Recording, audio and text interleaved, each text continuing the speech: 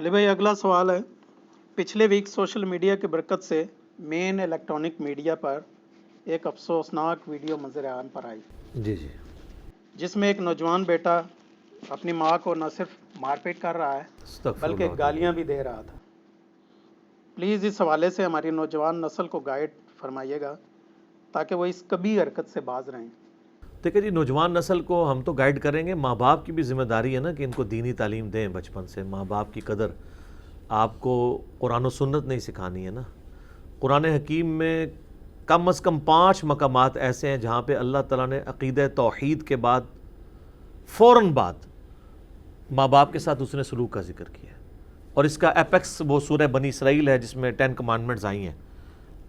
वहाँ पे भी आप देखें कि स्टार्ट तो हुआ है अक़ीदे तौहीद से और फिर फ़ौरन बाद अल्लाह ताला ने ज़िक्र कर दिया है माँ बाप के साथ उसने सलूक। और वहाँ पे तो बहुत सख्त अल्फाज हैं। वक़ज़ा रब्बुका अल्ला ताबुदू इल्ला इय्याह, सूरह बनी इसराइल आयत नंबर है ये 23।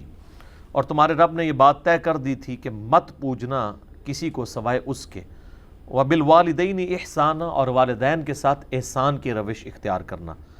इम्मा यबलुगन्ना इंदकल किबर, अगर वो पहुँच जाएं तुम्हारे पास इस हाल में कि वो बूढ़े हो चुके हैं, अहदुहुमा औ किलाहुमा, दोनों में से एक या दोनों, यानी सिर्फ माँ पहुँची या बाप पहुँची या दोनों पहुँचे, फला तकुल लहुमा उफ़्फ़िन वला तनहरहुमा, तो उनको उफ भी मत कहना और मत झिड़कना उनको। उफ नहीं कह सकते तो बाकी तो कुछ नहीं आप कर सकते ना। सबसे हल्का जुमला ये था। इसकी ट्रांसलेशन पंजाबी में होती है हाँ। गुस्से से ये भी इजहार नहीं करना, ना उन्हें झिड़कना। वक़ुल लहुमा क़ौलन करीमा, और उनसे बात नरमी से करना।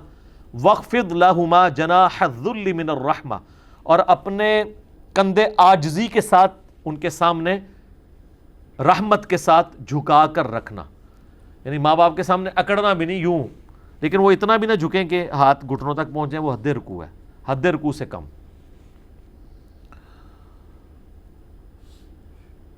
वक़ुर रब्बिरहमहुमा कमा रब्बयानी सगीरा, और अल्लाह के हुज़ूर दुआ करना कि अल्लाह इन दोनों पर इसी तरीके से रहम फरमा जिस तरह बचपन में इन्होंने रहम करके मुझे पाला था। आमीन। रब्बुकुम अअलमु बिमा फी नुफूसिकुम, तुम्हारा रब खूब जानता है जो तुम्हारे जी में है। इन तकूनु सालिहीन, अगर तुम वाकई नेकोकार हुए ना, फ़इन्नहु काना लिल अव्वाबीन गफूरा, तो बेशक अल्लाह ताला तौबा करने वालों को बख्शने वाला है। यानी अगर तुम्हारी नीयत नहीं थी ना गुस्ताखी करने की, बाज़ुकात कभी ज़ुबान से कलमा निकल गया तो फिर तो उस पर दरगुजर हो जाएगा, लेकिन अगर तुम आदतन गुस्ताख हो तो फिर माफ़ी वाला मामला नहीं है जब तक अपनी इस्लाह नहीं कोई कर लेता। तो ये इस बात का सबूत है। हत्ता कि बुखारी मुस्लिम में हदीस है, कोई शख्स अपने माँ बाप को गाली मत दे। तो साहबा ने कहा कौन अपने माँ बाप को गाली देगा? तो आप फरमाया जो किसी के माँ बाप को गाली देता है और उसके जवाब में वो उसके माँ बाप को गाली देता है, गोया कि वो अपने माँ बाप को खुद गाली दे रहा है। इस्लाम तक सूरह लुकमान के अंदर जहाँ पे हज़रत लुकमान अलैहिस्सलाम की अपने बेटे को नसीहतें आई हैं, उनमें से एक नसीहत जो है वो अल्लाह ने उसमें ऐड की है माँ बाप के साथ हुस्न सलूक के बारे में, और वो भी डिसाइसिव आयात हैं कुरान हकीम में। हज़रत लुकमान की वसीयतों के ऊपर मेरा ऑलरेडी भी एक क्लिप रिकॉर्डेड मौजूद है। 10 वसीयतें उन्होंने की थी, 9 उसमें से उनकी हैं, और ये अल्लाह ताला ने बीच में एक ऐड की जो शायद उन्होंने आर्जी की वजह से छोड़ दी थी अपने, क्योंकि वो उनके अपने बारे में थी। इसलिए अल्लाह ताला माता है कि ये माँ बाप के बारे में जो वसीयत है वो अल्लाह ताला ने की है।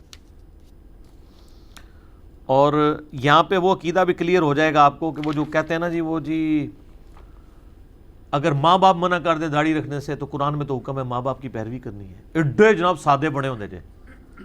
यही माँ बाप जब आपको लव मैरिज करने से रोक रहे होते हैं उस वक्त तो आप कहते हैं नहीं जी वो मेरी मर्जी। दाढ़ी के बारे में आके आपको फौरन ख्याल आ जाता है कि माँ बाप के ताबे फरमान। ठीक है, साढ़े को तो फिर फकियां जना जी। ये सूरह लुकमान आयत नंबर है 14। ववस्सैनल इंसान बिवालिदैहि, और नसीहत की गई, वसीयत की गई है इंसान को अपने माँ बाप के साथ, यानी हुस्न सलूक की। हमलत उम्मुहु वहनन अला वहन, उसकी माँ ने उसे उठाए रखा प्रेगनेंसी के दौरान, तकलीफ़ पर तकलीफ़ झेलते हुए। وفصالہ فی عامین ان اشکر لی ولوالدیک، اللہ تعالیٰ فرماتا ہے کہ اس کا دودھ چھڑانا جو ہے وہ 2 سال میں ہے، اور یہ کہ تم اس کا شکر کرو، میرا شکر کرو اور ان کا، ماں باپ کا بھی شکر کرو۔ الی المصیر، تمہیں لوٹ کر میرے پاس ہی آنا ہے۔ وَإِن جَاهَدَاكَ، اگر وہ یہ کوشش کریں، عَلَىٰ أَن تُشْرِكَ بِي مَا لَيْسَ لَكَ بِهِ عِلْم، کہ تو میرے ساتھ کسی کو شریک ٹھہرا جبکہ تیرے پاس اس کا علم بھی نہیں ہے کہ اس کا اب کیا انجام تمہارے ساتھ ہو جانا ہے اس معاملے میں، فَلَا تُطِعْهُمَا، تو تم نے ان دونوں کی بات نہیں ماننی، وَصَاحِبْهُمَا فِي الدُّنْيَا مَعْرُوفًا، لیکن دنیا میں معروف طریقے سے ان کے ساتھ ایٹیچیوڈ رکھنا ہے۔ یہ نہیں ہے کہ مشرک ہیں، شرک کی طرف، سب سے بڑا گناہ یہی کوئی ماں باپ کروا سکتے ہیں نا کہ وہ کہیں شرک کرو، تو اللہ میں ان کی بات نہیں ماننی، شرک کا بھی کہنا، ان کے ساتھ بدتمیزی پھر بھی نہیں کرنی، سب سے بڑا گناہ یہی نا، اس سے بڑا کوئی ظلم نہیں ہے۔ سورہ مریم میں ہے کہ آسمان پھٹ پڑے اگر آسمان کے احساسات ہوں، زمین شک ہو جائے اور پہاڑ ریزہ ریزہ ہو جائے، جو لوگ اللہ کے ساتھ شرک کرتے ہیں اگر ان کے احساسات ہوں،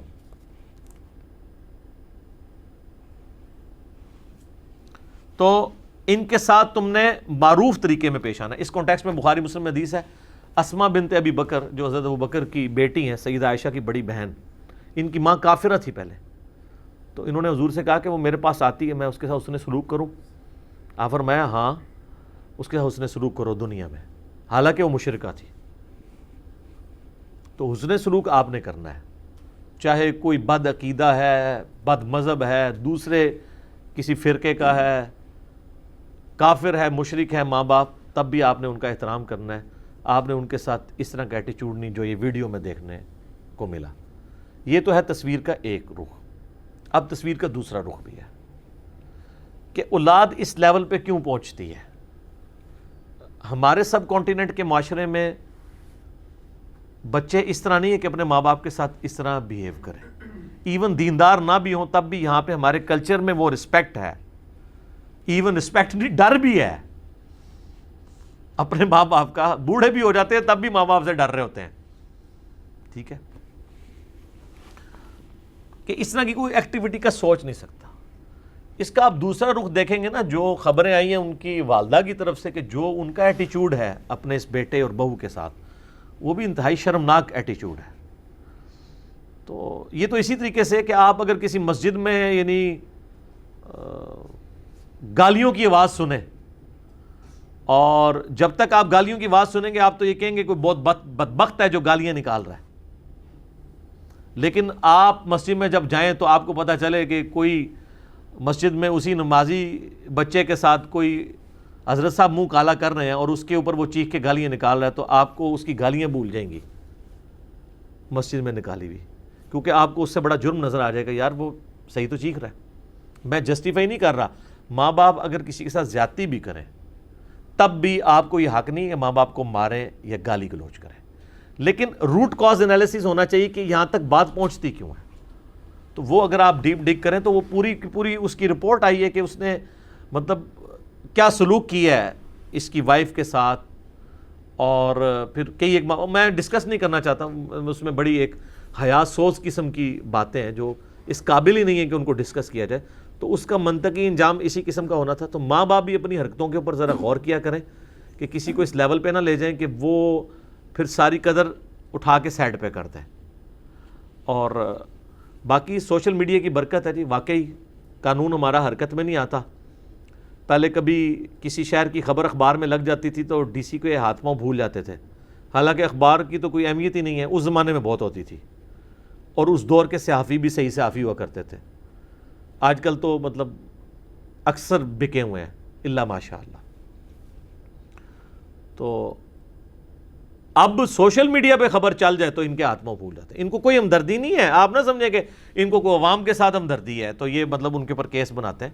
ان کو یہ ہوتا ہے کہ ہمارے بڑے نہ پوچھنے کہ یار یہ تو ٹی وی میں اتنی دیر سے خبر چل رہی ہے، تو کیا کیتا ہے؟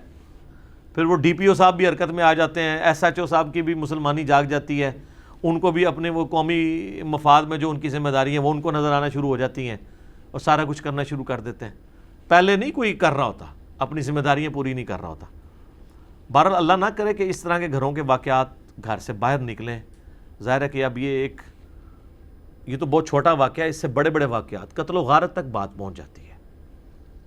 جائیداد ہتھیانے کے لیے لوگ اس طرح کا معاملہ بھی کر لیتے ہیں.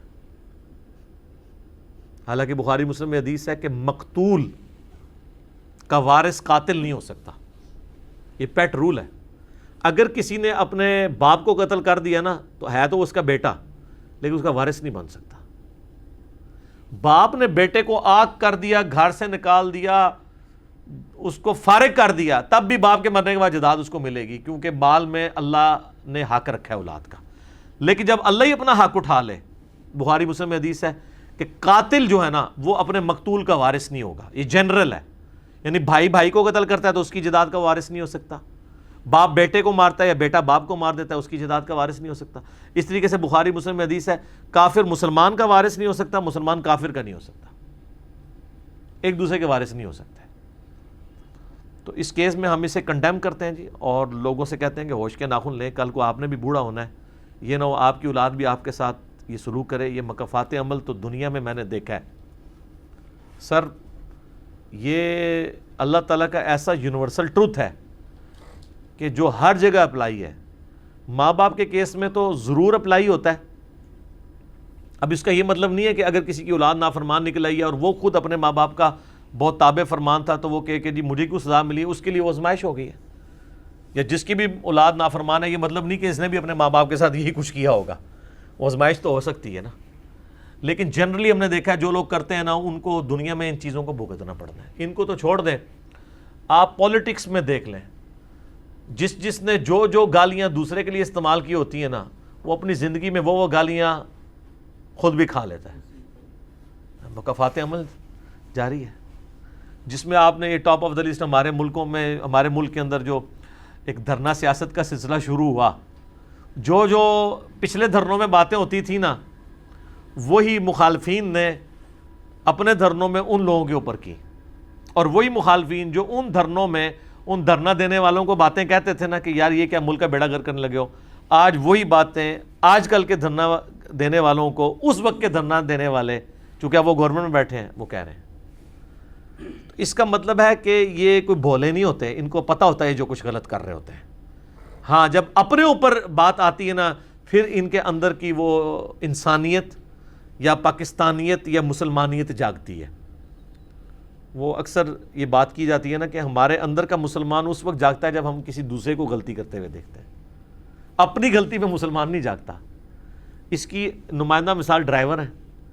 کسی ڈرائیور کو کوئی غلط کٹنگ کر کے آگے چلا جائے نا، ایسی سی گندی گالیاں نکالتے ہیں نا، اور وہ لگ رہا ہوتا ہے کہ اس بندے نے کبھی بھی ٹریفک سگنل نہیں توڑا ہوگا. وہ اس طرح گالیاں نکال رہا ہوتا ہے کہ انکریڈنل لائسنس دیتا ہے، ایک ہی طرح ڈرائیور بن گیا، حالانکہ وہ خود کئی دفعہ ایسے کرتا ہے. لیکن وہ اس کی جو ہے نا انسانیت اور وہ ٹریفک سگنل کی پاسداری اس وقت جاگتی ہے جب دوسرے کو دیکھتا ہے. اپنے پہ آتا ہے تو بات ختم. ٹھیک ہوگا جی.